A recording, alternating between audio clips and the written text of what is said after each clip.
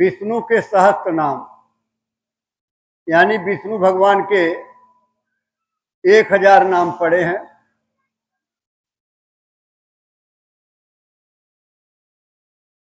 समय समय पर जब महात्मा आते हैं, अपने तरीके से वो नाम को जगा करके हमारे आपके बीच में रखते हैं।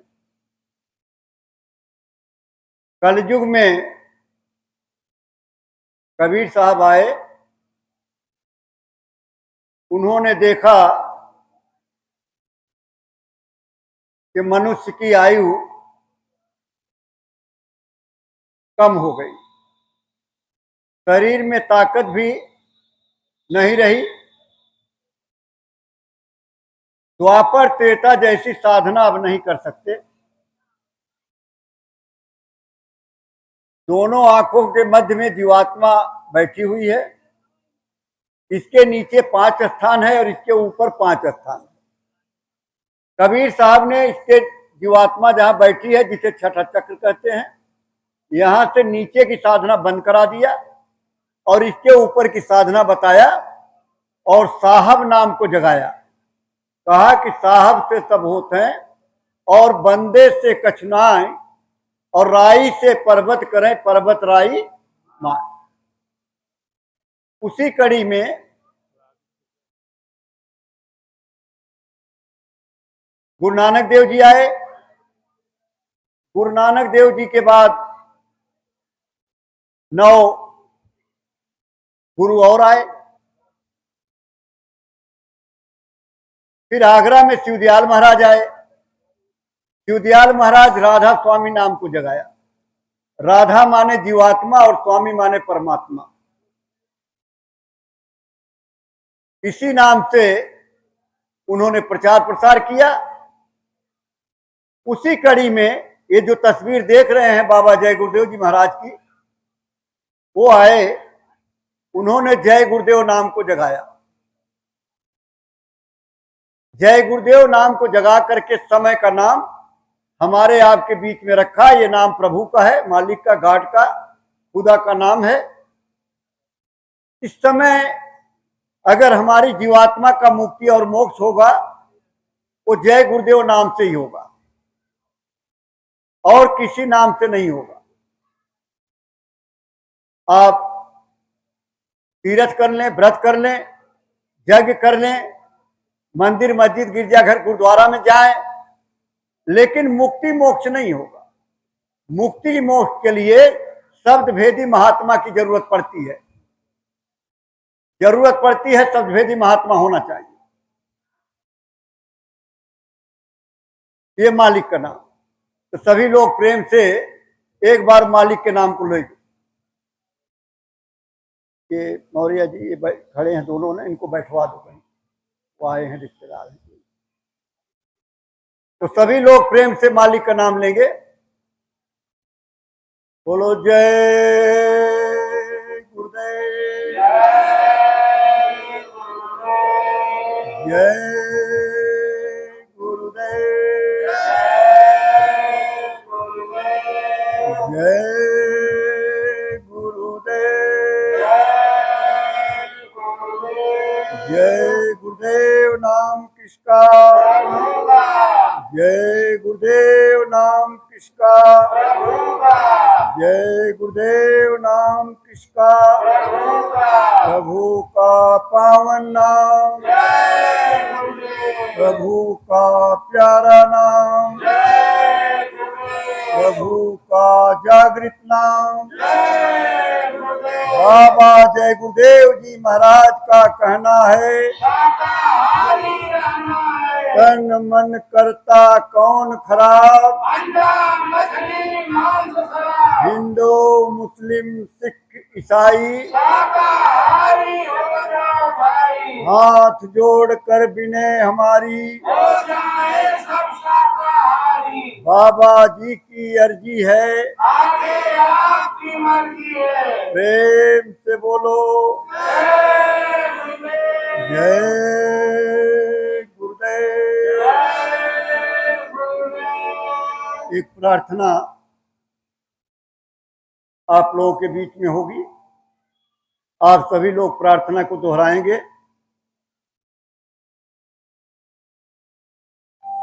चेतावनी प्रार्थना है।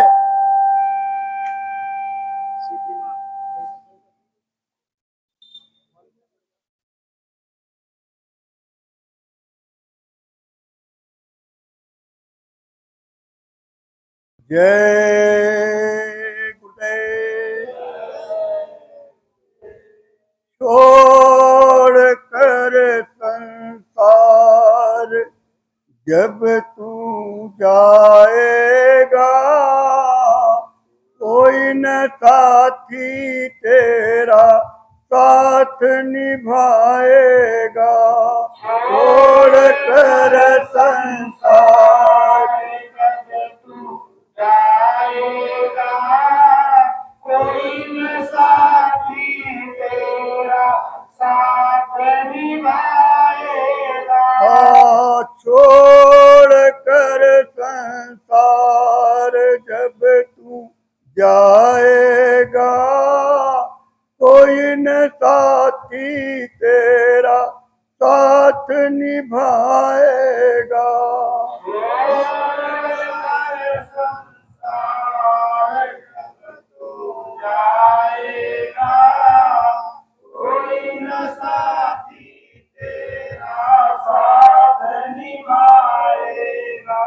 गर प्रभु का भजन किया ना, सत्संग किया न 2 घड़ियां। प्रभु का भजन किया ना, सत्संग किया न 2 घड़ियां। जमदूत लगा कर तुझको ले जाएंगे हथकड़ियां। जमदूत लगा कर तुझको ले जाएंगे हथकड़ियां। कौन छुड़वाएगा, कोई न साथी तेरा साथ निभाएगा। कौन छुड़वाएगा, कोई न साथी तेरा साथ निभाएगा। छोड़ कर संसार जब तू जाएगा, कोई न साथी तेरा साथ निभाएगा। संसार जब तू जाएगा, कोई न साथी तेरा साथ निभाएगा। इस पेट भरन के खातिर तू पाप कमाता नित दिन। इस पेट भरने के खातिर तू पाप कमाता नित दिन। शमशान पे लकड़ी रख कर जब आग लगेगी एक दिन।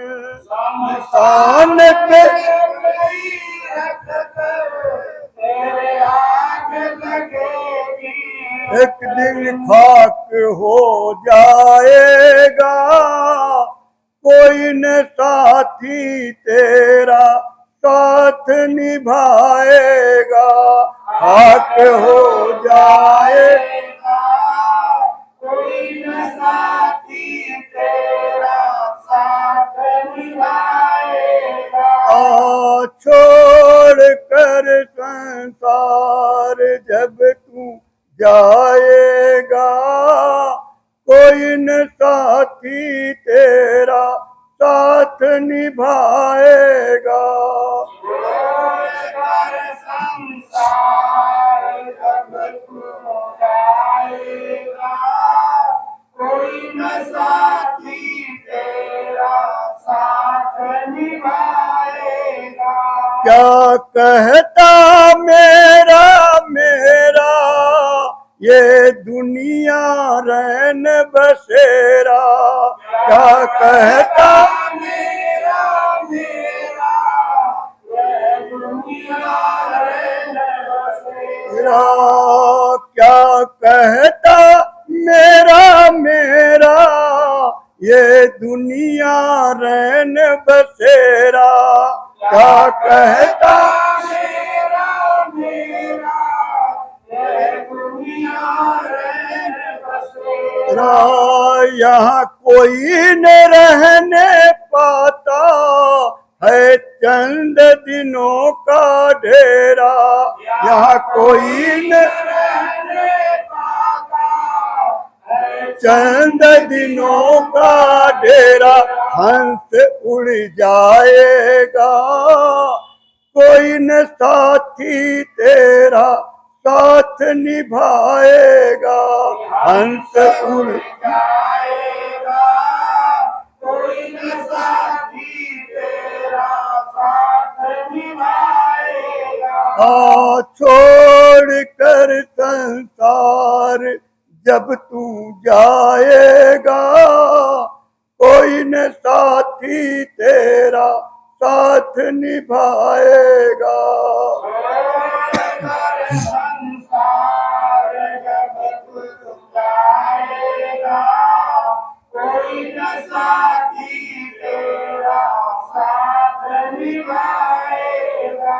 सत्संग की बहती गंगा तू इसमें लगा ले गोता, सत्संग की बहती गंगा तू इसमें लगा ले गोता। वरना इस दुनिया से जाएगा एक दिन रोता, वरना इस दुनिया से जाएगा एक दिन रोता, फिर पछताएगा कोई न साथी तेरा साथ निभाएगा, फिर पछताएगा कोई न साथी तेरा साथ निभाएगा। छोड़ कर संसार जब तू जाएगा कोई न साथी तेरा साथ निभाएगा। छोड़ कर संसार जब तू जाएगा कोई न साथी तेरा साथ निभाएगा। जय गुरुदेव। जय गुरुदेव।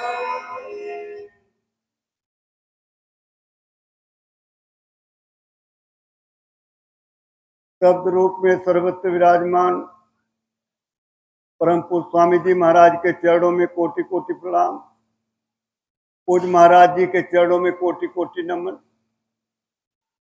हमारे बहुत से सीनियर सत्संग प्रेमी भाई बहन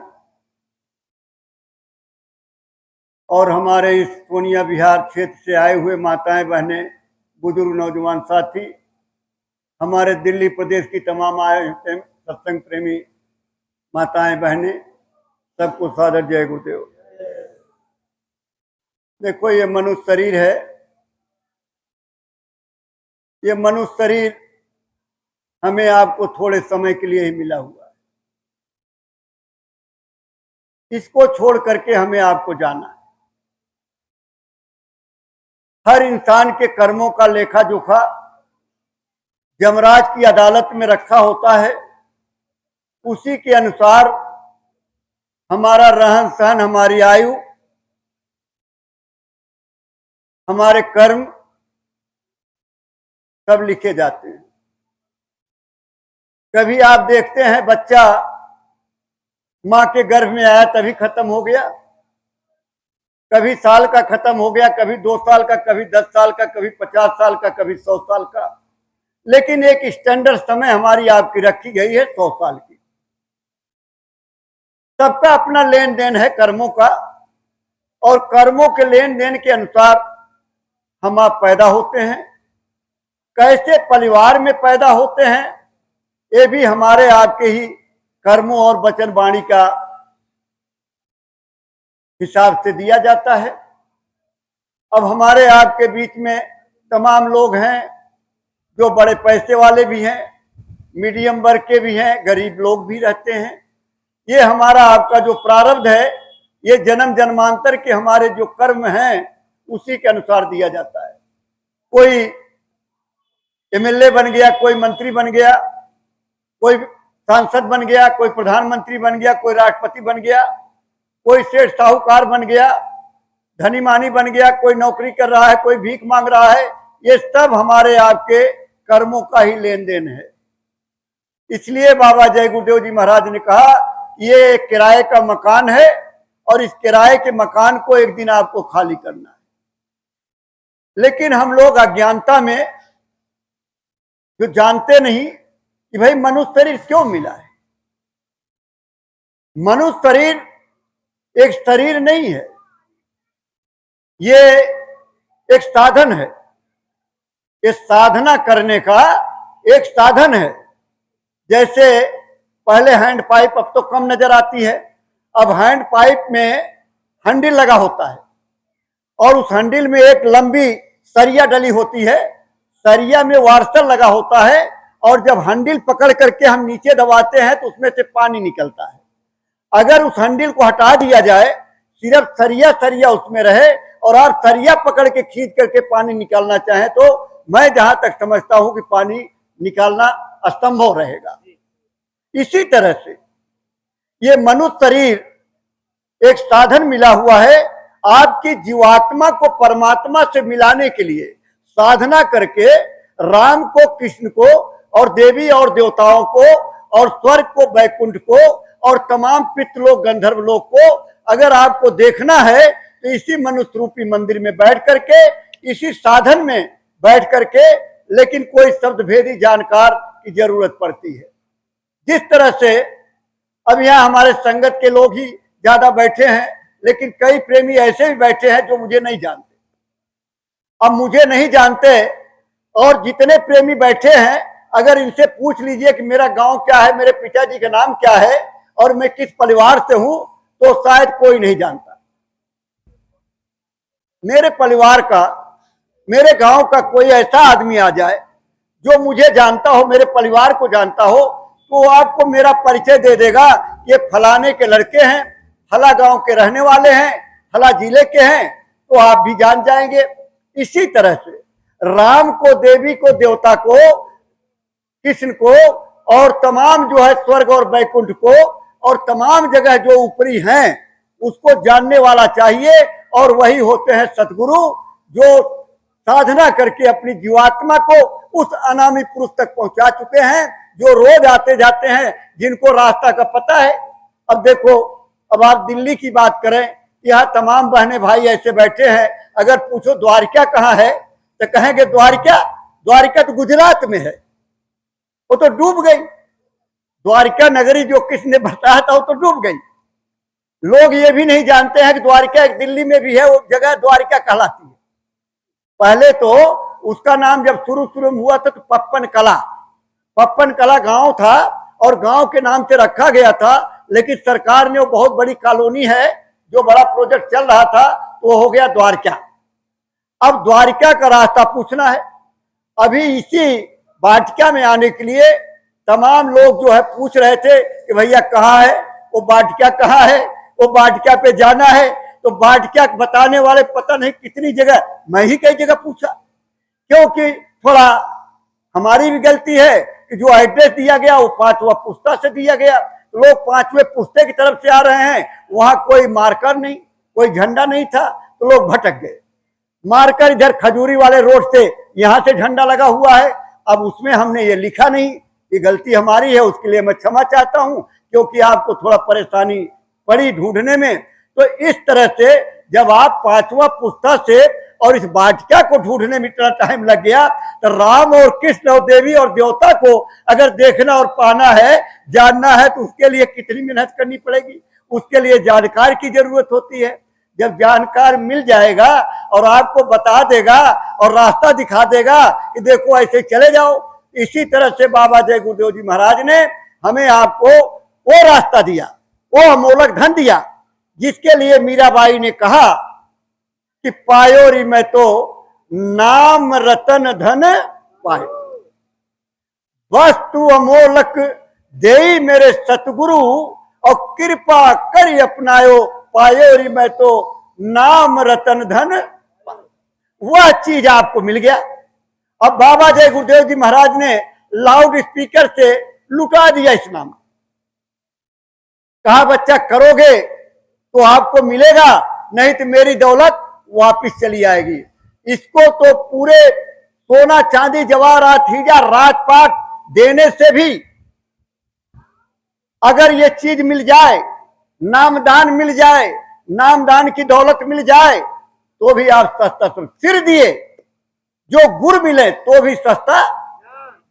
अगर सिर दे करके गुरु मिल जाए, शब्द भेदी महात्मा मिल जाए और आपकी जीवात्मा का काम कर दे, तो भी सस्ता ही समझ लीजिए। लेकिन बाबा जी ने इतनी बड़ी दया किया कि लोग जाते हैं गुरुओं के दरबार में, जिंदगी भर लगे रहते हैं, गुरु प्रसन्न हो गए तो रास्ता दे दिया, नहीं तो नहीं भी दिया। जैसे एक चेला था, अब चेला जो है किसी महात्मा के पास चला गया तो चेला तब बना जब महात्मा के पास पहुंचा।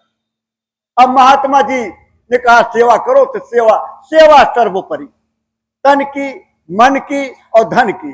देखिए सेवा से कर्म पवित्र होते। एक बार सत्संग में, ये बाद में बताऊंगा, एक बार सत्संग में ऐसी चर्चा आ गई, गुरु नानक देव जी जा रहे थे, दो चेले उनके साथ में, आगे एक वृक्ष बड़ा सुंदर सा, बड़ा हरा भरा। नानक जी ने कहा यहां विश्राम करेंगे, थोड़ा विश्राम करने के लिए लेट गए। ये दया करनी होती है महात्मा को, तो ऐसे लीला करते हैं, गोरख धंधा करते रहते महात्मा।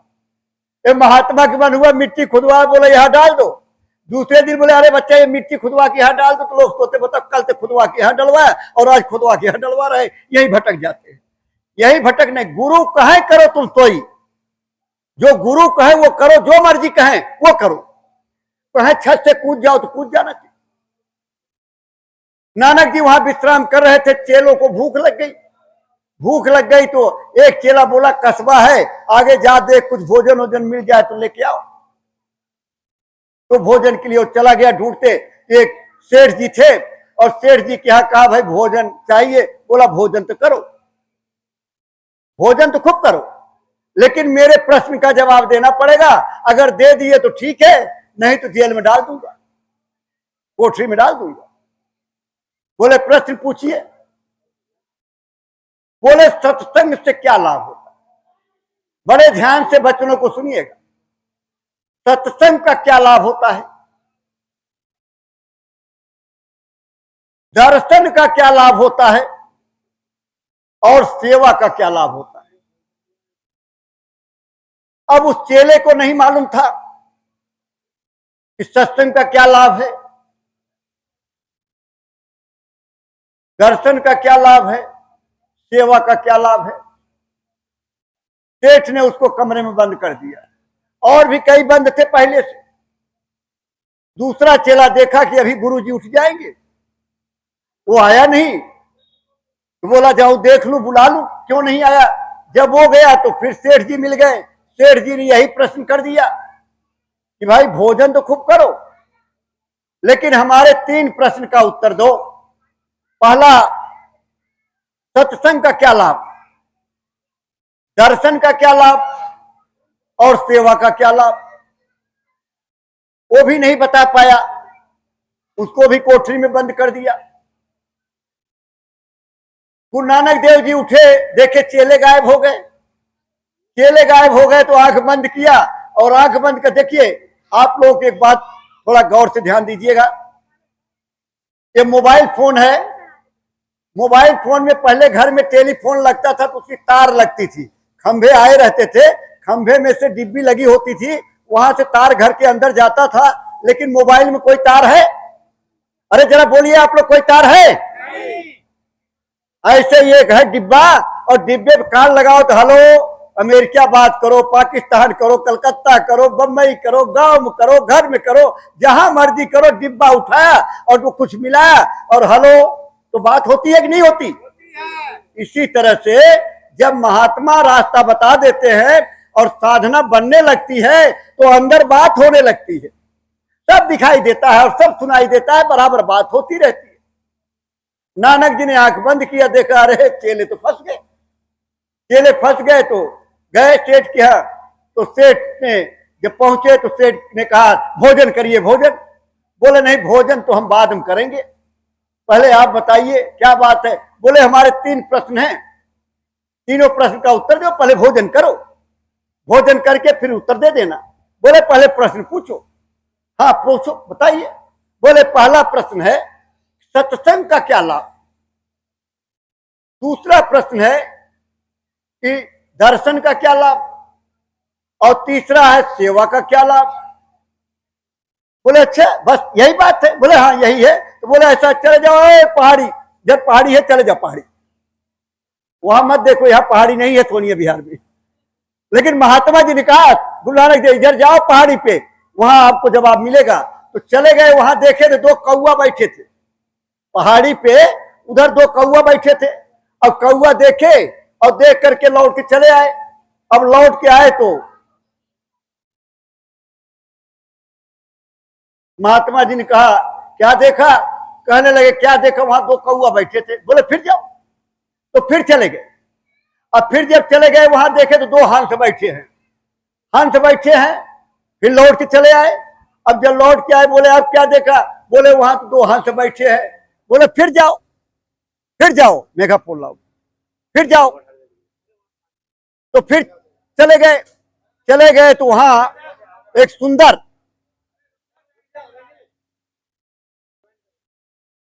सुंदर औरत और आदमी।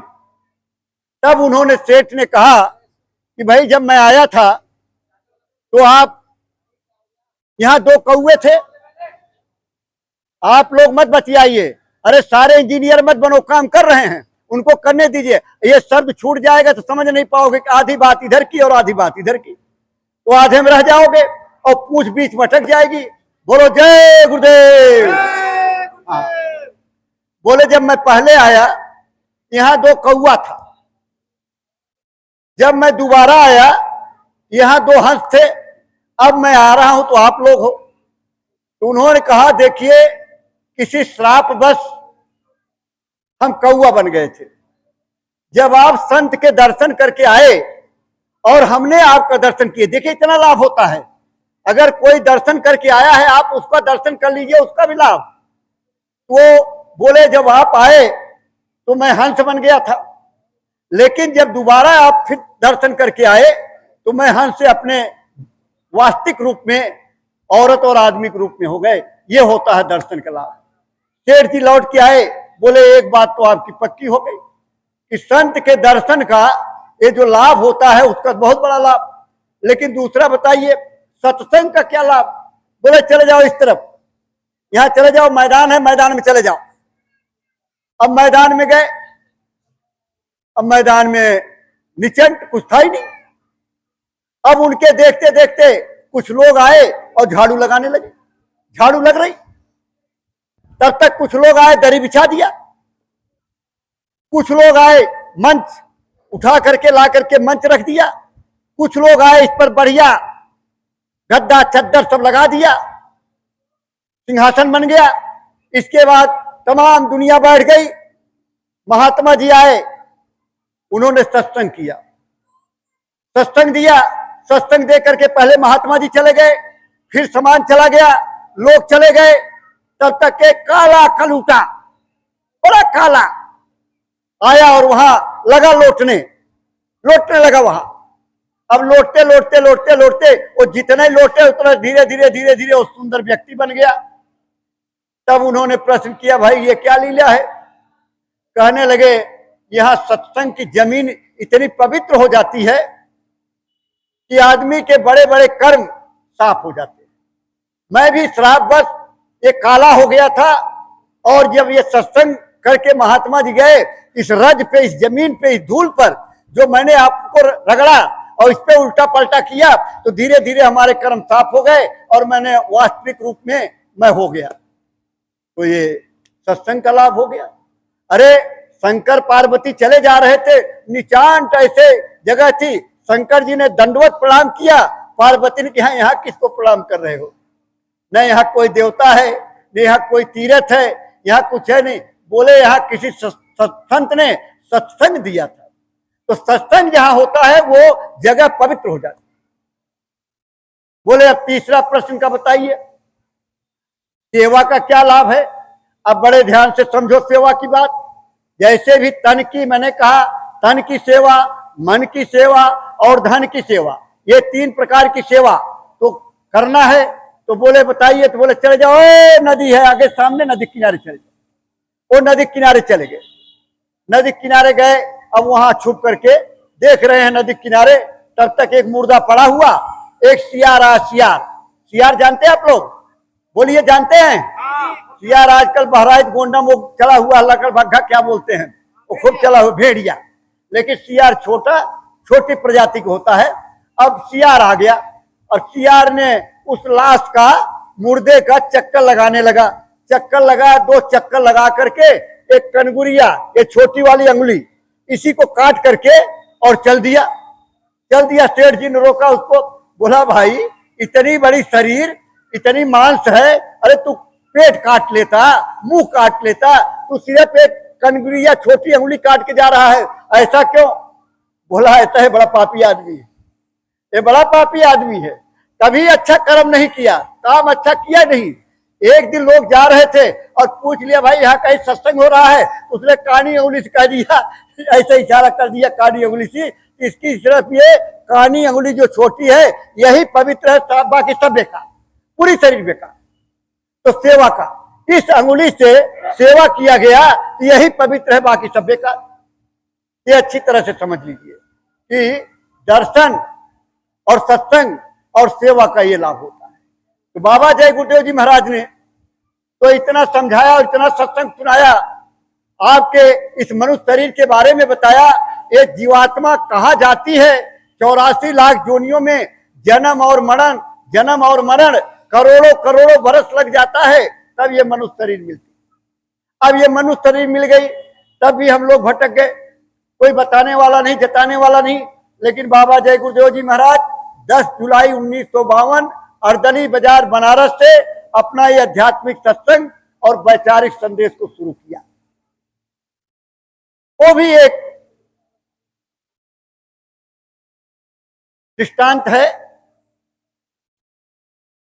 गुरु महाराज के गुरु जी, जिन्हें हम लोग दादा गुरु कहते हैं,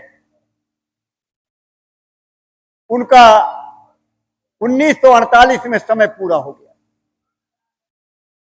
अगहन का महीना था, शुक्ल पक्ष की 10वीं, 12 बज के कुछ मिनट रात में उसी समय आए थे और वही समय उनका जाने का है। और 10वीं का तिथि उनका आना और जाना एक ही तिथि को हुआ था और एक ही समय में हुआ था। जब दादा गुरु चले गए तो गुरु महाराज बहुत रोए।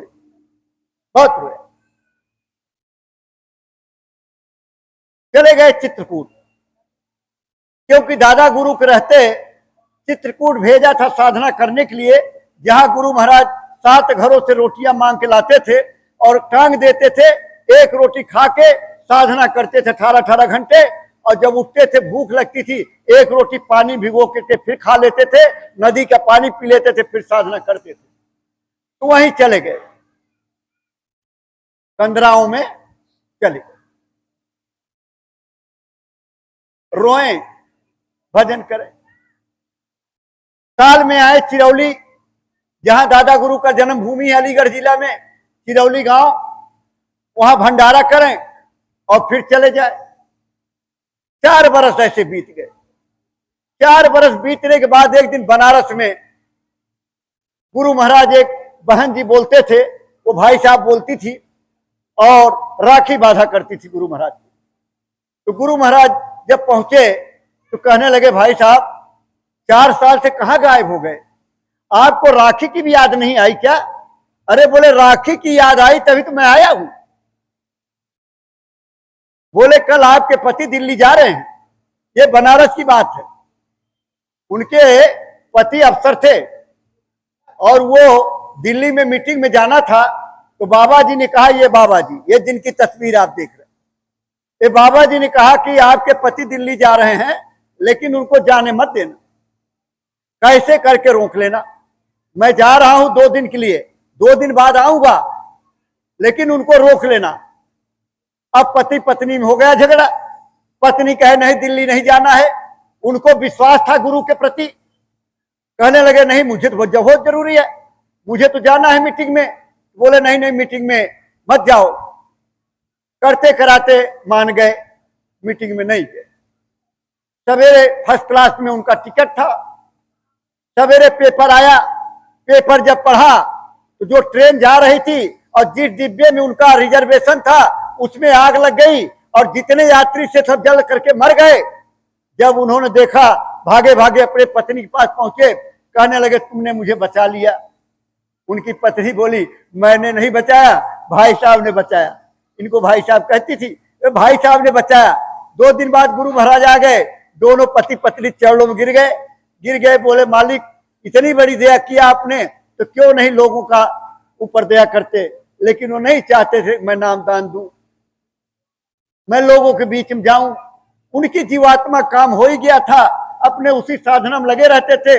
लेकिन दादा गुरु ने इनको आदेश दिया कि तुम मेरी दौलत को बांट दो, यानी ये जो नामदान की दौलत मैंने तुम्हें दिया है ये लोगों में बांट दो। बाबा जी ने मना किया, बोले मेरे बस की बात नहीं, मेरे बस की बात नहीं है। दादा गुरु ने कहा मैं इस शरीर में आ नहीं सकता और तुम ये काम करोगे नहीं, ये तमाम जीवों का क्या होगा। तो गुरु महाराज ने प्रार्थना किया कि मैं बांटूंगा, नामदान दूंगा, लेकिन एक मेरी भी आराधना है, प्रार्थना है। बोले बोलो। बोले संभाल आप करोगे, नामदान मैं दूंगा, संभाल आप करोगे। तब दादा गुरु ने कहा ठीक है मैं संभाल करूंगा। तब बाबा जी ने 10 जुलाई 1952 अर्दली बाजार बनारस से अपना पहला सत्संग शुरू किया। एक आदमी को बैठा करके सत्संग सुनाया, फिर 4 आदमी को उन्होंने नामदान दिया। और वहीं से जब बाबा जी का अभियान चला तो 60 वर्ष तक पूरे भारत में घूम करके जब अलख जगाया, ये मनुष्यों समझ जाओ ये किराए का मकान है, एक दिन छोड़ करके चले जाओगे तो कीड़ों में, मकोड़ों में और पशु में और पक्षियों में और तमाम जोनियों में भटकते रहोगे। मैं तुम्हें ऐसा रास्ता बता रहा हूं, ऐसी युक्ति बता रहा हूं कि जीते जी यहीं बैठ करके राम का, कृष्ण का, देवी का, देवता का सबका दर्शन करो और ये शरीर छोड़ते छोड़ते अपने उस घर चले जाओ जहां काल ना जाए। वहां काल नहीं जाए। वो अनामी धाम में जो अनामी पुरुष बैठे हैं, तो आप इनको छोटा मोटा मत समझो। ये अनामी पुरुष में बैठे अनामी पुरुष, अनामी धाम के, वही जब मनुष्य शरीर में आते हैं, जब देखते हैं कि हमारी जीव तकलीफ में है, परेशानी में है, तब वो आते हैं मनुष्य रूप में, हमें आपको समझाते हैं। ये है कि हमारे आपके ऊपर थोड़ी ज्यादा दया हो गई, जल्दी हमको मिल गया। नहीं तो देखो 1-2 बच्चे किसी महात्मा के यहाँ चले गए पढ़ाई करने, गुरुकुल में पढ़ाई करने गए। अब एक लड़का जो है सेवा में लगा रहे, एक लड़का बड़ी पढ़ाई करे, वो पढ़ाई में लगा रहे और उस सेवा में लगा रहे और सेवा करे। महात्मा जी का बर्तन धोना, खाना बनाना, अरे लंगोटी खींचना, मालिश भी कर देना, शरीर देवा, सब वो काम करता रहता था और वो पढ़ता रहता था। पढ़ाई पूरी हो गई। अब वो गांव जाने लगा कि गुरुजी अब तो हमारी पढ़ाई पूरी हो गई, तो हम गांव जा रहे हैं। तो लड़का, महात्मा जी, दूसरा लड़का जो सेवा करता था, बोले ऐसा तुम 2 दिन रुक जाओ, तुम 2 दिन रुक के जाना, अब इसको जाने दो, इसकी पढ़ाई पूरी हो गई, तुम्हारी अभी पूरी नहीं हुई है। वो तो पढ़ाई नहीं, वो तो पढ़ाई नहीं, वो तो सेवा में लगा रहता था। तो बोले पढ़ाई पूरी हो जाएगी, तुम्हारी 2 दिन रुक जाओ। तो वो चला गया। लोग बड़े खुश हुए गांव के, भाई आचार्य की पढ़ाई पढ़ के लौटा था। अरे भाई पढ़ाई किया अच्छी तरह से? बोले हाँ बहुत अच्छी तरह से पढ़ाई किया। अरे वो तुम्हारे साथ, अरे बोला वो क्या पढ़ाई किया? वो तो दिन रात वही लगा रहता था बाबा के, वो उनकी सेवा में लगा रहता था। खाना बनाना, बर्तन धोना, झाड़ू लगाना, पोछा लगाना, लंगोटी खींचना, उनकी मालिश करना, और कोई काम ही नहीं, पढ़ाई नहीं कभी। बोले अच्छा, तो बड़ा जो है लोगों ने कहा इतना नालायक, बताओ पढ़ाई करने गया था और पढ़ाई किया नहीं और चला आया। तो गए। 2 दिन बाद महात्मा जी ने लड़के को बुलाया, आग जल रही थी, आग में कोयला था। कोयले को उठा करके एक चिमटी से महात्मा जी ने बोला, अरे बेटा मुंह खोलो, मुंह खोल दिया। उसने जीभ निकाला बाहर, वो अंगारे को रख दिया उसकी जीभ में। बोले जाओ तुम्हारी पढ़ाई हो गई। तुम्हारी पढ़ाई, जोर से बोलो, तुम्हारी पढ़ाई पूरी हो गई। देखिए ये होती है दया। अंगारा उठा के जीभ पे रखा, बोले तुम्हारी पढ़ाई पूरी हो गई, अब जाओ तुम। जब वहां गांव पहुंचा, अब लोग कहने लगे, अरे तू तो पढ़ने गया था, बता तू वहां महात्मा की सेवा में लगा रहा, पढ़ाई लिखाई नहीं किया, तेरा जाने व्यर्थ हो गया, तेरा जीवन बेकार हो गया। तो बोला नहीं, मैं तो पढ़ाई हो गई मेरी, मैं तो पढ़ाई कर लिया। बोले कौन सी पढ़ाई कर लिया? तू तो वहां जो है वो बर्तन मांजना, झाड़ू लगाना, सेवा में लगा रहता था, पढ़ाई किसने किया? बोला इसने क्या किया? बोला ये देखो, बुला लिया दोनों का। अब जब दोनों शास्त्रार्थ होने लगा, तो वो जो पढ़ लिख के गया था उसको कुछ आया ही नहीं, और ये धड़ाधड़ लगे जो है बोलने, धड़ाधड़ बातें करने लगा।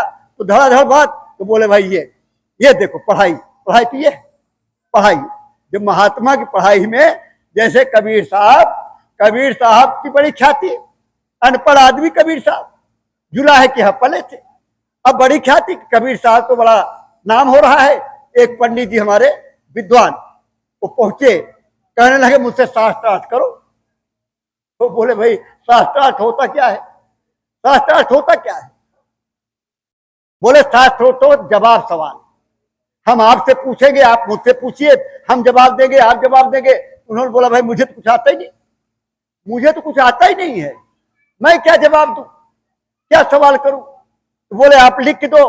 बोले वो भी मुझे नहीं आता, कबीर साहब पढ़े नहीं थे। बोले आप लिख दो, मैं अंगूठा लगा दूंगा। तो उसने लिख दिया कि कबीर हार गया और मैं जीत गया। कबीर साहब ने अंगूठा लगा दिया।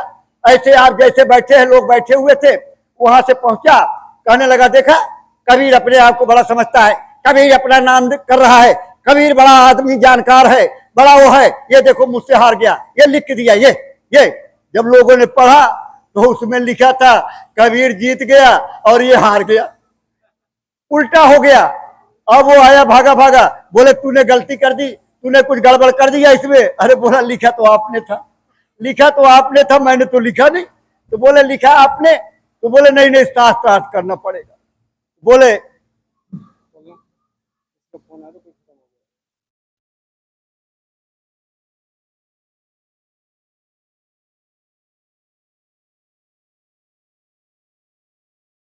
कहने लगे नहीं शास्त्रार्थ होगा। बोले बोलिए। उन्होंने एक श्लोक पढ़ा। जब श्लोक पढ़ा और कहा ये क्या है? कबीर साहब ने पूछा ये क्या है? बोले ये श्लोक है। तो कबीर साहब ने कहा ओरी का बानी बड़ेरी जाए। गांव में छप्पर बनती है, पहले मकान भी ऐसे बनते थे, ये ऐसे होते थे, तो पानी नीचे गिरता था, ओरी बोलते थे, ओरी। तो ओरी का पानी बनेरी जाए, जो बीच में होती थी उसको बनेर बोलते थे। तो ओरी का पानी बनेरी जाए और बनेरी का पानी ओरी आए। बोले ये क्या है? बोले ये उस लोक है, उस लोक। अरे आप कहो कागज की लिखी और महात्मा कहें अखियन की देखी। महात्मा वो वर्णन करते हैं जो उन्होंने देखा है, जो महात्माओं ने किताब लिखी है उन्होंने जो देखा है उसका वर्णन किया है। लेकिन प्रेमी भाई बहनों, पोथी पर जग मुआ और पंडित भयन कोय, और 2.5 अक्षर प्रेम का पढ़े सो पंडित कोय। खूब पढ़ो, खूब ग्रंथ पढ़ो, वेद पुराण शास्त्र के बड़े माहिर बन जाओ, लेकिन मुक्ति मोक्ष अगर पाना है तो 2.5 अक्षर प्रेम का, यानी शब्द, वो शब्द जो है, जो शब्द पकड़ करके जीवात्मा आती है और शब्द पकड़ करके ही जीवात्मा जाएगी, और कोई रास्ता नहीं जाने का। ठीक है, करते हैं। तो ये तो चलता रहा, मरना जीना तो लगा हुआ है। आज मैं आपके सामने बोल रहा हूं, कल मेरा भी नंबर लग जाएगा। ये तो सबका आना जाना लगा हुआ है, ये तो संसारी आने जाने का है, उसके लिए कोई डर तो है नहीं। तो सूचना आई है, देखेंगे बाद में, सब लोग मालिक का नाम लेंगे। जय गुरुदेव। देखिए ये संसार, महात्माओं ने लिख दिया किताब। आप वेद पढ़ो, पुराण पढ़ो, ज्ञानी बन सकते हो, बहस कर सकते हो, पूरी जिंदगी बिता दीजिए, लेकिन उससे आपका कोई काम होने वाला नहीं है। आप उसी काम को जो गुरु महाराज ने आपको रास्ता दिया है, सुमिरन ध्यान भजन का जो बताया है, उसको नित्य नियम लगे रहो करने के लिए। लेकिन देखो, आप छोटी छोटी चीज नहीं भूल छोड़ते हो। छोटी छोटी बात नहीं, कहा जाता है नशा मत करो, मांस मत खाओ, बीड़ी सिगरेट मत पियो। अब हम छोटी छोटी चीज नहीं छोड़ पाते हैं। गुटखा, आजकल 1-1 रुपए गुटखा मिलता है, गुटखा जेब में रख लेंगे और फाड़ा। अब वहां प्रचार में चले गए हमारे जेपी और परशुराम जी और बोल रहे हैं बाबा जी का कहना है, तब तक वो गुटखा खाए कहते हैं बाबा जी का फक, मारा फक से गुटखा गया बाहर। बताओ, एक गुटखा नहीं छोड़ सकते हो और कहते हो चाहे कांटों पर मुझे चलना हो, चाहे छोड़ के देश निकलना हो, रहे ध्यान तुम्हारे कांटों पर चलना हो, देश छोड़ करके निकलना। एक गुटखा बीड़ी छूट नहीं रही है, झूठ बेईमानी छूट नहीं है और कह रहे हो हम तो भगत है। इसलिए हाथ जोड़ करके विनती करने आए, प्रार्थना करने आए, ये सब छोड़ दीजिए। ये छोटी छोटी चीजें यही बदलाव लाती है। जब बाबा जी ने कहा मेरे शाकाहार के प्रचार को जन जन तक पहुंचा दो, इसी से परिवर्तन हो जाएगा, आप क्या समझते हो? अभी क्या देख रहे हो? अभी तो देखते जाओ, अन्न नहीं मिलेगा। अभी किसी कंट्री का आया है, वहां अन्न नहीं मिल रहा है, तो वहां क्या हुआ, हाथी काट करके उनको खाने के लिए परसा जा रहा है। ये वही बाबा जी जिन्होंने कहा है वो समय आएगा औरतें बच्चों काट करके खा जाएंगी, ये पेट की भूख मिटाने के लिए आएगा। लेकिन बाबा जी ने कहा है कि बच्चा ऐसी घड़ी बता दूंगा कि आपको हफ्तों भूख नहीं लगेगी। तो जड़ी आप करते ही नहीं, वो करते ही नहीं हो, समय से नहीं करते हो, बचनी नहीं याद रखते हो, इसलिए बताने आए। जब सत्संग में बराबर आओगे, सत्संग की बात सुनोगे, गुरु की बात सुनोगे, उस पर अमल लाओगे, तो काल ब्याल से वही बचे जो सतगुरु ध्यान आपके। ये देख, सतगुरु के चरणों में पड़े रहो। कबीर साहब ने कहा चलती चाकी देख के दिया कबीरा रोए, और 2 पाटन के बीच में साबत बचे ने। अब प्राइमरी में जब हम पढ़ते थे तो ये दोहा आया, लेकिन समझ नहीं आता था इसका मतलब क्या है। घर में वो चलती थी गेहूं पीसने वाली चक्की, और चाकी वही समझते थे और जानते नहीं थे। और उस चक्की में जब पिस जाएंगे, लेकिन जब गुरु महाराज मिले तब पता लगा कि बाबा जी ने कहा कलयुग में कलयुग जाएगा और कलयुग में सतयुग आएगा, और सतयुग और कलयुग की जब मिलावट होगी और दोनों की टकराहट होगी तो 20 करोड़ लोग मर जाएंगे। ये चक्की कहा, ये इतनी बड़ी चक्की। तब उनके बेटे कमाल ने कहा कील सहारे जो रहे बाल नबा का, कील सहारे यानी जो गेहूं कील के पास रहता है वो लुढ़कता तो रहता है लेकिन पिसता नहीं है। इसी तरह से बाबा जी ने कहा कि 12 आने तो माफ हो जाएगा बच्चा, लेकिन 4 आने आग तो लगेगी, आंच तो आएगी आपको भी, लेकिन बच्चा हो जाएगा। इसलिए प्रेमी भाई बहनों, बड़े ध्यान से बात को सुनो। समय आगे बढ़ना, सूखा पड़ेगा। अब आज देखो कल मौसम कैसा था, अब आज मौसम कैसा हो गया।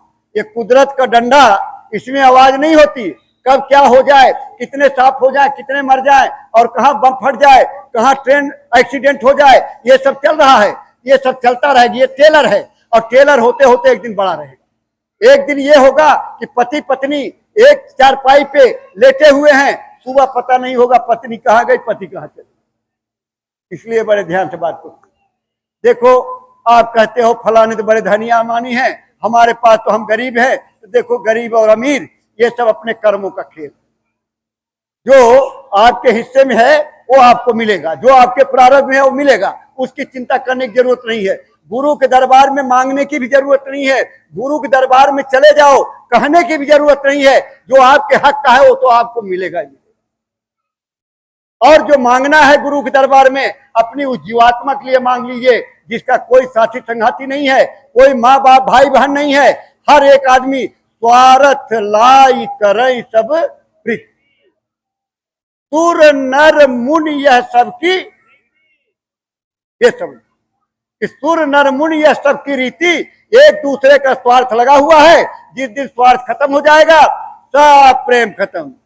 बाप बेटे की लड़ाई हो जाती है, भाई भाई की लड़ाई हो जाती है, कत्ल हो जाते हैं, गोलियां चल जाती है, हाँ, जरा सी बात पे। बेटा बाप को मार देता है, बाप बेटे को मार देता है। काहे प्रेम? जहां प्रेम नहीं है वहां रिश्ता किस बात का है? अब रिश्ता वो है जहां प्रेम होता है। जब संबंध बनता है तो प्रेम के लिए बनता है। पति पत्नी का रिश्ता, पत्नी को क्या पता है कि मेरा पति कौन होगा? पति को क्या पता मेरी पत्नी कौन होगी? पता नहीं किस गांव की, किस जिले की है। अब शादी हो जाती है, एक दूसरे में प्रेम हो जाता है, प्रेम हो जाता है। पति पत्नी के रूप में एक दूसरे से प्रेम करते, एक दूसरे की सुनते हैं, अच्छा बुरा उनके साथ करते रहते हैं, घटा बढ़ा देखते रहते हैं। उनकी परवरिश करना उनकी जिम्मेदारी बन जाती है। लेकिन जब तक शादी नहीं हुई रहती है तब तक काहे जो है कोई किसी पति पत्नी हो जाता है? बिना शादी का नहीं होता। तो शादी के बाद पति पत्नी का ये प्रेम हो जाता है। इसके बाद बच्चे होते हैं। अब बच्चे होते हैं तो कहा भाई ये हमारे बच्चे हैं, हमारे। अरे आपके कौन? आपके होते तो क्यों छोड़ के चले जाते? अरे आपके पिताजी चले गए, अगर आपके होते तो क्यों चले जाते? आपका भाई आपको छोड़कर चला गया, अगर आपको होते तो क्यों चले जाते? क्यों? इस संसार का नियम है कि आए हैं सो जाएंगे। राजा रैंक फकीर, एक सिंहासन चढ़ चला और एक बंधा जंजीर, एक कर्मों की जंजीर, झूठ की, बेईमानी की, छल की, कपट की, दुराचार व्यभिचार की, और एक सिंहासन चढ़ चला। यानी जो सतगुरु की शरण में है और उनके रास्ते पर चल रहे हैं तो सिंहासन पे चढ़ के जाते हैं, क्योंकि उनको झूठ से, फरेब से, माया से, धन से, दौलत से सबसे दूर हो जाते हैं। सत्संग से सब दूर। यही रहेगा। गोधन, गज धन, बाज धन और रतन धन खान, और जब आवे संतोष धन सब धन धूर। आज आपको 1 करोड़ रुपया मिल जाए,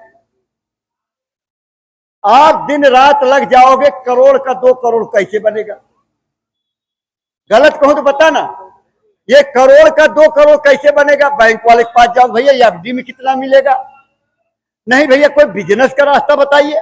तो बिजनेस करके अब जब करोड़ से दूसरा करोड़ बनने लगेगा तो आप उसके लिए इतना परिश्रम करते हो, दिन रात इतनी मेहनत करते हो कि आपको भगवान का नाम लेने की फुर्सत ही नहीं।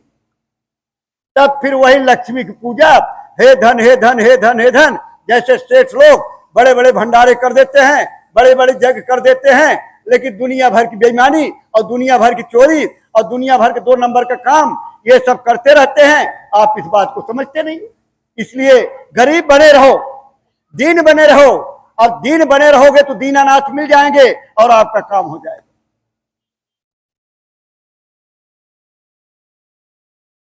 पांडव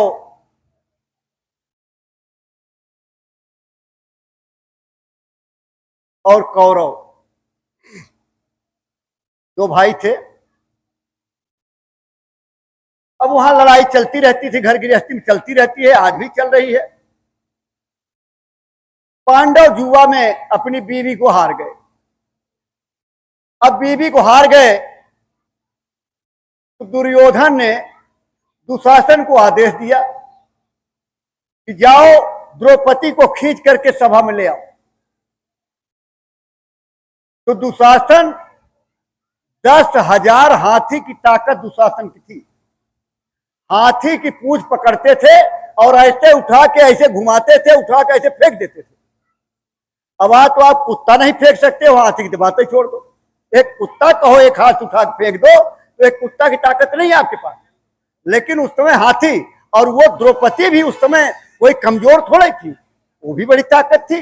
लेकिन अब भाई वो मर्द, और उनको खींचता हुआ जब भरी सभा में लेकर के पहुंचा, दुशासन से दुर्योधन ने कहा इसको नंगा कर दो, मैं इसको अपने जंघे पर बैठाऊंगा। अब बताओ ये कोई बर्दाश्त करेगा? एक औरत को नंगा कर दिया जाए ये भरी सभा में, ये बर्दाश्त करने की बात है क्या? ये हमारे देश की परंपरा है, ये सभ्यता है क्या हमारे देश की? लेकिन नहीं, वो जुआ में हार गए थे। अब वो उनकी हो गई थी, जो मर्जी चाहे वो करे। उसने अपने पतियों की तरफ देखा, पति तो हार गए थे, सर को नीचे कर लिया। भीष्म पितामह जिनके पास इतनी ताकत थी, 10,000 फौज से अकेले लड़ने की ताकत, उनकी तरफ देखा, वो भी सर नीचे कर लिया। सभा की तरफ देखा, तभी सभासद सर नीचे कर लिए। अब द्रौपदी ने देखा यहां तो कोई मदद करने वाला नहीं, किससे मदद मांगे। पति लोग सर नीचे कर लिए, 5 पति थे। भीष्म पितामह वो सर नीचे कर लिए। सभासद कोई साथ देने वाला नहीं, तो क्या करेंगे, तो साड़ी को छोड़ दिया, विलाप किया, रो करके तड़प से, दिल से। एक कहते ना आंसू बह रही है, एक कहते दिखावा आंसू है, एक कहते दिल से रो रहा है। बच्चा गिर जाता है, रोने लगता है, मां दौड़ के आती है, उसको उठाती है, बच्चे को कुछ सामान दे देती खाने की, बच्चा खुश हो जाए। बच्चा सोचा जो गिर जाएंगे तो माँ अभी आएगी, फिर खाने का सामान देगी, तो फिर गिर गया, फिर रोने लगा, माँ आई नहीं, माँ नहीं आई तो बड़ी देर हो गया। तो बच्चा गया, बोला माँ कल मैं एक ही बार रोया तो तू भागी भागी आई, बिस्कुट दे दिया, आज मैं इतनी देर से रो रहा था, तुमने कुछ नहीं दिया। बोला बेटा कल तू असली गिरा था, आज तू नकली गिरा है, ये नकली रो रहा था, इसलिए जो है। तो उसने वो साड़ी छोड़ दी, द्रौपदी ने साड़ी छोड़ दिया और हाथ ऊपर कर दिया, और दुखरो द्वारकाधीश शरण मैं तेरी। अब जब दुखरो द्वारकाधीश शरण मैं तेरी, जब ऐसा विलाप और रोना किया, उधर दुशासन साड़ी खींच रहा है और उधर साड़ी बढ़ रही है। कवि लिखते हैं कि साड़ी है कि नारी है, नारी है कि साड़ी है, साड़ी ही की नारी है कि नारी ही की साड़ी है। ये बोले साड़ी है या औरत है, या औरत की, या औरत ये साड़ी की है। और इतनी साड़ी हो गई कि दुशासन थक गया, लेकिन नंगा नहीं खड़ा। अरे प्रेमी भाई बहनों, जब ऐसा दिल से तरफ से इस गुरु को याद करोगे कि गुरु गोविंद दो खड़े और काके लागो पाए, बलिहारी गुरु आपने और गोविंद दियो लखाए। ये तो गोविंद को दिखाने वाला गुरु। आप क्या जानो, आपके बगल में राम घूमते रहे। अब कई बार आप देखते हैं कॉलोनी घरों में आपके, वो हनुमान जी का मूछ लगाए और लाल मुंह किए, और वो कूदते कूदते पहुंच जाते हैं, दरवाजा खटखटा दिया।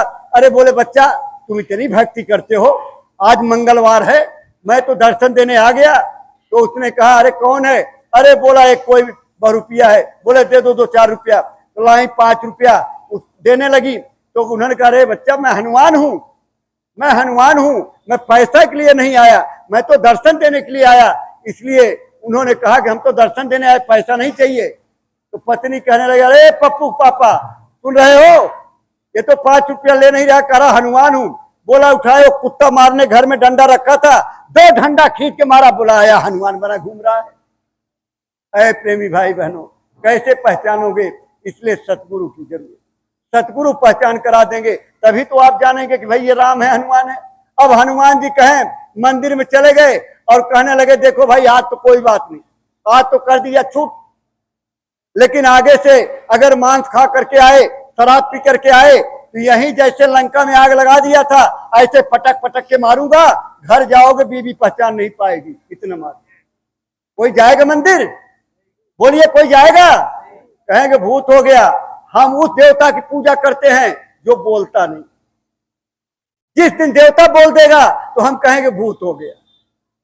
इसलिए जीते जागते देवता के पास, जीते जागते देवता से रास्ता लो, जीते जागते देवता की बात को मानो, जिससे बात कर सकते हो उसकी बात को मानो। ऐसे जो है कहां जाते हो जहां आपको भूत नजर आने लगे। इसलिए बड़े ध्यान से बात को समझिए।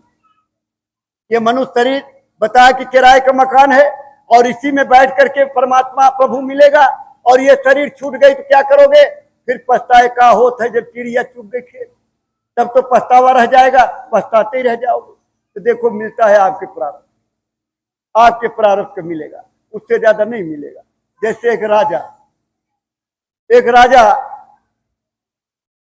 सोचने लगा जब मैं पैदा हुआ और मेरे साथ में कितने लोग पैदा हुए होंगे, लेकिन मैं राजा बन गया और लोग गरीब हो गए या भीख मांग रहे हैं। उसको ये चिंता रहने लगी। अब एक जगह गए एक महात्मा जी के पास, महात्मा जी से कहा कि देखिए एक ही समय में बहुत लोग पैदा होते हैं। हो सकता है मेरा नाम ही उसका नाम भी हो, लेकिन मैं राजा बन गया और वो गरीब बन गए। ऐसे क्यों? तो महात्मा ने कहा ये जंगल की पहाड़ी है, उधर चले जाओ। वहां तो चले गए पहाड़ी।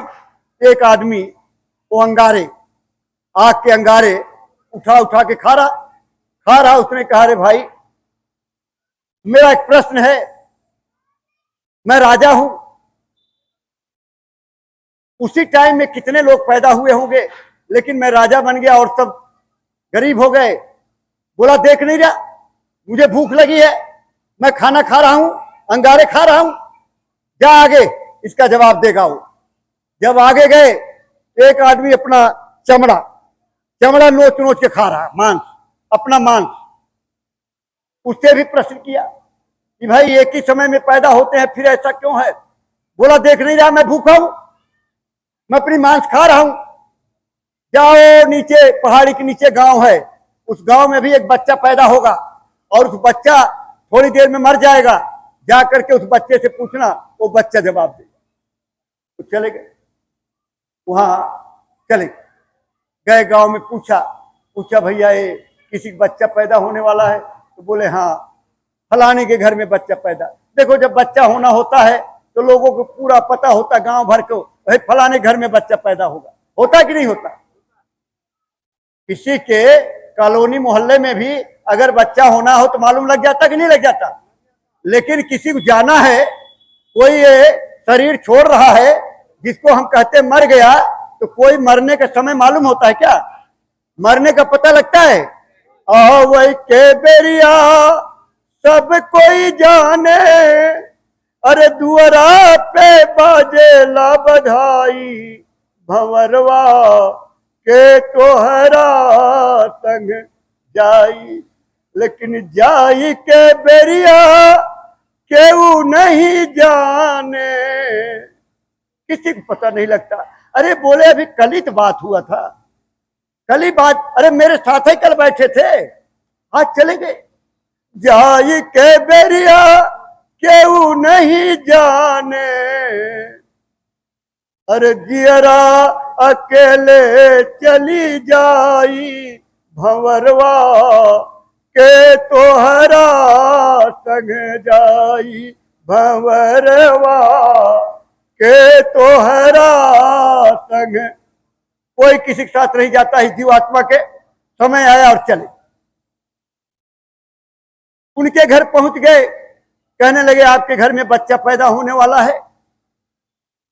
बोले हाँ बच्चा पैदा हो। बोले उसको तुरंत मेरे पास लाइए, मुझे कुछ प्रश्न करना है। बोले अरे भाई ऐसे कैसे लाएंगे? अरे बच्चे पैदा होगा, उसकी नाड़ कटेगा, उसको बाहर ऐसे ला नहीं सकते। तब उन्होंने बताया देखो ये लड़का अभी मर जाएगा, थोड़ी देर में ही मर जाएगा, इसलिए मुझे प्रश्न करना बहुत जरूरी है। मेरे प्रश्न का जवाब वो बच्चा ही दे सकता है, कोई दे नहीं सकता। तो मान गए लोग। जैसे बच्चा हुआ, लेकर के बाहर आए, उन्होंने प्रश्न किया बच्चे से, भाई मैं राजा हूं, एक ही समय में इतने लोग पैदा होते हैं, मैं राजा बन गया, लोग गरीब होते हैं, ऐसा क्यों है? उस बच्चे ने बताया कि कभी हम 4 भाई थे, 4 भाई, अच्छे खाते पीते परिवार से थे। समय गुजरा, हम गरीब हो गए, खाने के मुस्ताद हो गए, चारों भाई घर से निकल दिए।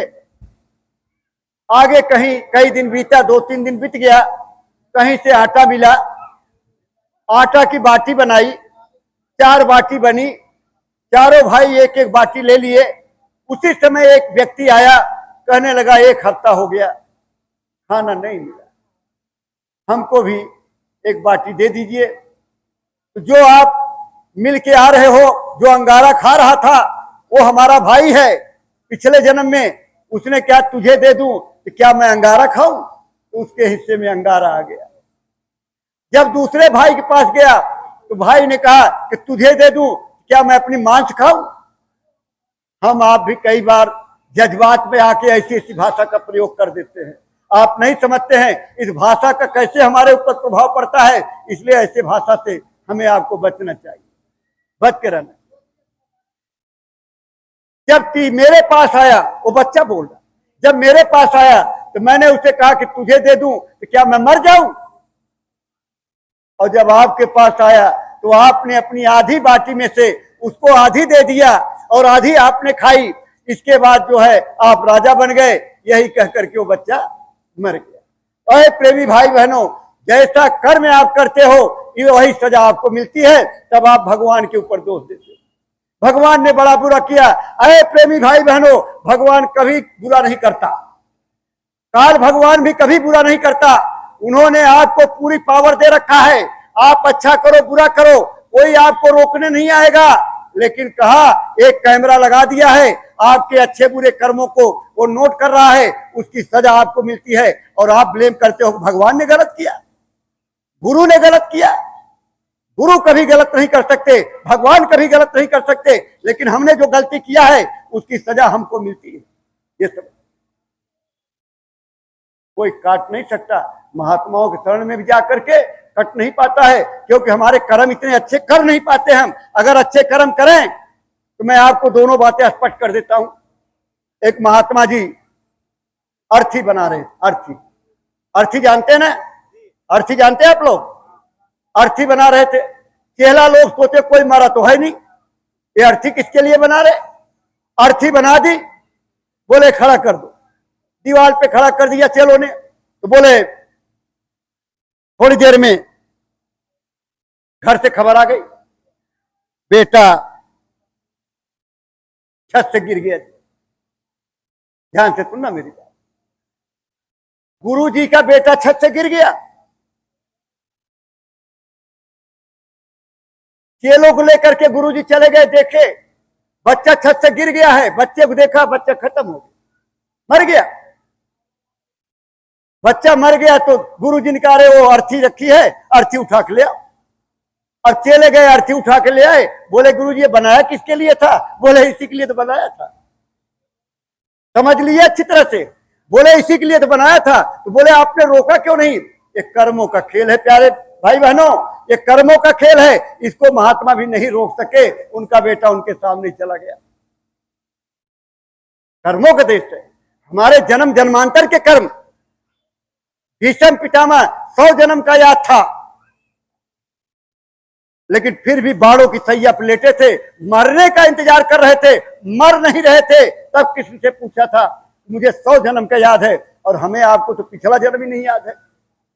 तब किसी ने 101 जन्म पीछे की बात को बताया कि राजकुमार थे और 2 मुंहा सांप आ गया और आपने बाण मारा, 2 मुंहा सांप ले गए, कांटे वाली झाड़ी पे फेंक दिया, और वो कई दिन लगा मरने में, खून रिश्ता रहा, उसकी सजा मिली है। तो आप क्या समझते हैं, आप क्या क्या कर्म किए हो वो आपको तो मालूम नहीं। जब तो आप साधना करोगे तब आपको पता लगेगा। अब अच्छे कर्म और बुरे कर्म की बात समझ लो। एक बच्चा छोटेपन से महात्मा जी के पास रहता था। महात्मा जी जब बच्चा बड़ा हो गया, जवान हो गया, तो महात्मा जी ने कहा अरे बच्चा जाओ थोड़ा घूम आओ, घूम आओ, देश दुनिया देखो। वो बच्चा चला, देखा शहर, ऐसा सजावट, ऐसी दुकानें, ऐसी जगह। वहां गए तो देखा एक जगह एक शराबी शराब पिए, और शराब पीने के बाद तो पता ही आपको, शराब पीने के बाद बादशाह से कम नहीं होता आदमी। अकबर बादशाह बीरबल घोड़े से जा रहे थे, एक शराबी कह रहा है ठहरो, ये तुम्हारे गधों की क्या कीमत है? बादशाह ने कहा इसको ले चलो, बंद करो, इसको बंद करो। बंद कर दिया। सवेरे दरबार लगा, बुलाया गया, बोले हाँ बताए अब गधे क्या कीमत है? अरे बोला सरकार वो तो व्यापारी रात ही चला गया, और रात को चला गया। तो शराब पीने के बाद बड़ी बड़ी बात है, और ठहाके मार रहा। उधर से कोई जा रहा था, पोटली गिर गई, दौड़ के उठाया पोटली, पोटली में हीरे जवाहरात, रुपया, चांदी, सोना, और देखा आगे तो सन्यासी जैसा खड़ा हुआ। बोला देख देख देख देख, देख शराब पीता हूं, मस्ती मारता हूं, फिर भी भगवान मुझे दे रहा है। उसको क्या पता था, उसको क्या बनना था। एक पोटली देख करके खुश हो रहा है। अरे प्रेमी भाई बहनों, हम आप भी जब थोड़ा देख लेते हैं उसी में खुश होने लगते हैं। हो सकता है उससे बड़ा होने वाला था, वो छूट गया। सन्यासी को ये लगा कि ये ठीक करा। आश्रम में दिन रात लगा रहता हूं, सेवा करता हूं, वहां मिलता क्या है? झाड़ू लगाओ, पोछा लगाओ, बर्तन माजो, खाना माजो, गुरु जी को नहलाओ, ये करो वो करो, दिन रात सत्संग सुनो, और मिलता क्या है वहां? अब रहूंगा नहीं आश्रम। जैसे मुड़ा, कांटा लग गया, कांटा गड़ गया तो झुका बेचारा, कांटा को निकाला और चला गया। गुरुजी ने कहा, अरे बच्चा आ गए? अरे बोले आ तो गया, लेकिन रहूंगा नहीं अब। बोले क्यों? अरे बोले ऐसे ही, अब मैं नहीं रहूंगा। बोले अरे बात तो क्या है बच्चा, बात तो बता। बोले अरे बड़ा मौज है, वो शराब पीता है इतना, उसको पोटली मिले तो सोना चांदी हीरे जवाहरात। बोले भाई इतनी सी बात, इतनी सी बात। बोले तुम तो गणित जानते हो, ज्योतिष जानते हो, ज्योतिष का मिलाप करो। तो उन्होंने ज्योतिष का मिलाप किया उस घड़ी में। अब देखिए प्रेमी भाई बहनों, उस घड़ी में जब मिलाप किया तो वो जो पोटली मिली थी उसको राजा बनना था, राजा बनना था, लेकिन उसके कर्म अच्छे नहीं थे।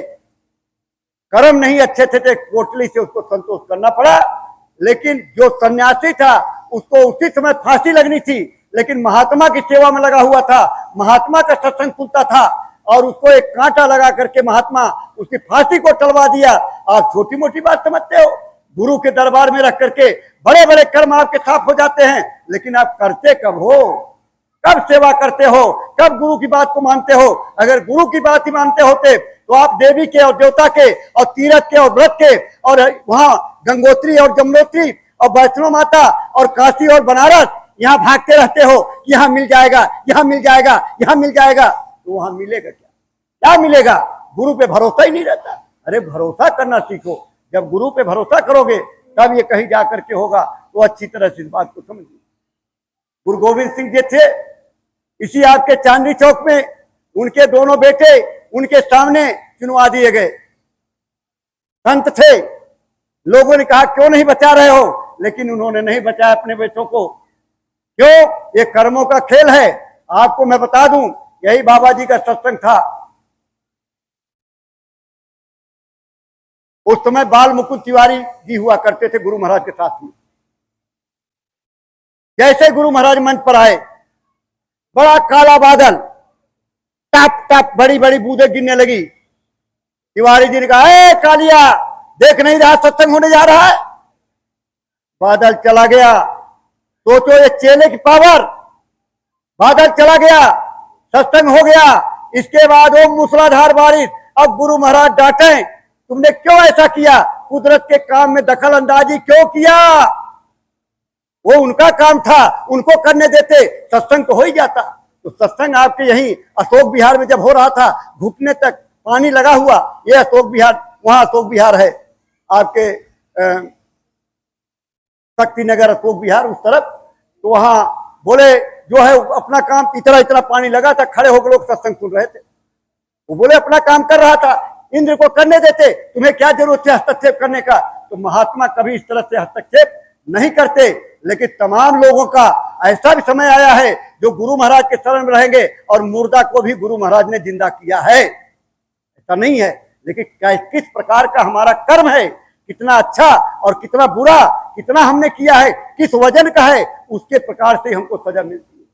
इसलिए हाथ जोड़ करके हम तो प्रार्थना करेंगे, ये देश है आवागमन का, जिसका जब होगा, छोटा हो बड़ा हो, तमाम घरों में होता है।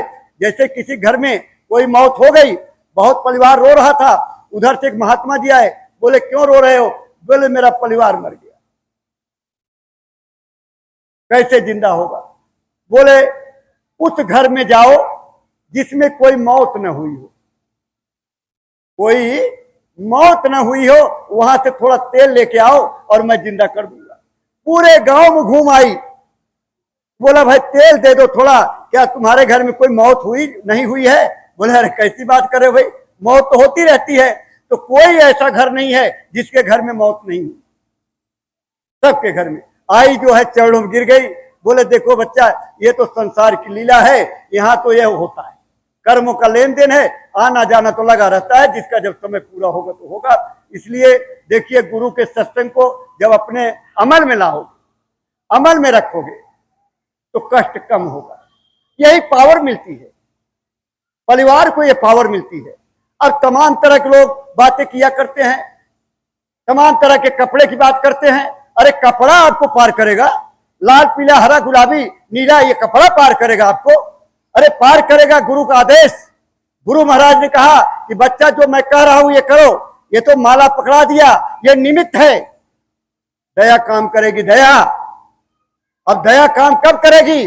जब आप सेवा करेंगे, जब सेवा करेंगे तब दया काम होगी। अब जब गुरु खुश हो जाएगा तो बोले जय गुरुदेव करते रहोगे, तुम्हारा काम हो जाएगा। छोटी मोटी बात थोड़े बोलो जय गुरुदेव, छोटी मोटी बात समझते इस चीज को, और आप थोड़े में घबरा जाते हो। अरे भल्ला जी इतने बड़े अफसर थे, उनका रिटायर हो गए, पूरा परिवार मर गया, बच्चे मर गए, बीवी मर गई। अंत में गुरु ने आदेश दिया कि जाओ कह दो 5,000 रुपए सेवा दे दें। 5,000 बहुत बड़ी रकम होती थी। गए भल्ला जी को कहा, गुरु जी ने कहा है 5,000 सेवा। तो घर था, घर को बेच दिया, बेच करके आए, सेवा दिए। गुरु जी ने कहा कहां से लाए? कहे वो घर बेच दिया। घर बोले रहोगे कहा? यही रहो, आश्रम में रहो। तो आश्रम में रहने लगे। थोड़े दिन जब आश्रम में रहे तो कहने लगे, बुलाए, बोले अरे कुछ करते हो? कहे नहीं गुरु जी, करता तो नहीं कुछ। तो बोले खाते कहाँ? तो लकड़ी काट लाया करो, लकड़ी। तो लकड़ी काट कर लाने लगे। फिर थोड़े दिन बाद बुलाए गुरु जी, कितनी लकड़ी लाते हो? बोले गुरु जी 1 गट्ठर। बोले 1 गट्ठर का तो खाना खा जाते हो, तो सेवा क्या करते हो? तो 2 गट्ठर लाने लगे। अब 2 गट्ठर तो एक दिन गुरु जी लगे बतियाने। अब बात करते करते करते करते शाम होने को आ गई, घनघोर घटा काला। और ऐसे, अरे बोले तुम्हें तो लकड़ी काटने जाना है, अरे जाओ लकड़ी काट के लाओ।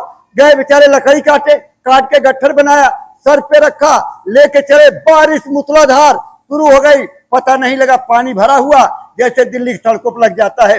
हमारे दिनेश वगैरह जाते तो गाड़ी निकालू कि न निकालू, अब जाए कैसे गाड़ी, पता नहीं गड्ढा है कि पानी है, तो डरते। लेकिन वो चल रहे और आगे गड्ढे में गिर गए, लेकिन लकड़ी सर पे। गुरु जी उधर 2-4 चेले लेकर के, अरे भल्ला कहाँ हो? ओ भल्ला। अब भल्ला नीचे चिल्लाए, गुरु जी यहाँ हूँ, गुरु जी यहाँ हूँ। आवाज धीरे धीरे फिर गुरु जी पहुंच गए। अरे भल्ला, अरे गुरु जी यहाँ हूँ, गड्ढे में हूँ। अरे बोले फेंको लकड़ी, लकड़ी फेंक दो। कहे नहीं गुरु जी, ये लकड़ी संगत की है, ये संगत की सेवा है, इसको कैसे फेंक दूं? पहले लकड़ी निकालो फिर हम निकलेंगे। तो लकड़ी निकाल लिया, कीचड़ से तने हुए, उनको फिर निकाला। कहने लगे भल्ला मैं तेरे से बहुत खुश हूं।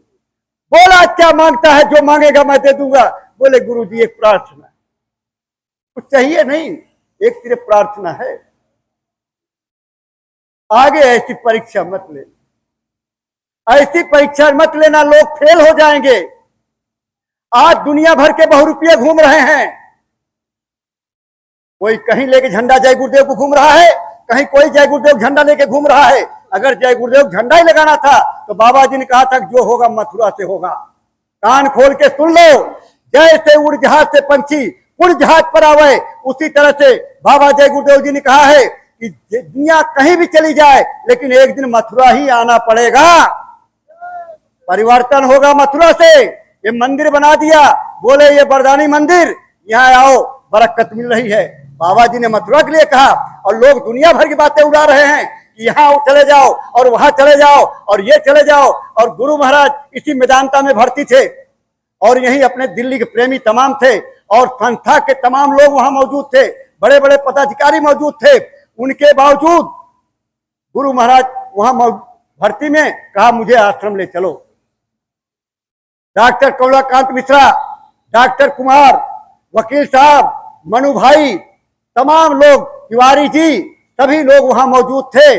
और जब मीटिंग हुई 17 तारीख को मई में, और डॉक्टर त्रिहान ने कहा ये है महात्मा, जो आदमी करोड़ों लोगों को ठीक कर सकता है उनको मैं ठीक नहीं कर सकता। जो इलाज यहाँ चल रहा है वही इलाज आप आश्रम पे ले जा करके कर सकते हो। 18 तारीख को करीब 8:30 बजे के लगभग सुबह गुरु महाराज को ले जाया गया आश्रम में रहे गुरु महाराज, और 9:30 बजे रात को ये शरीर गुरु महाराज ने छोड़ा।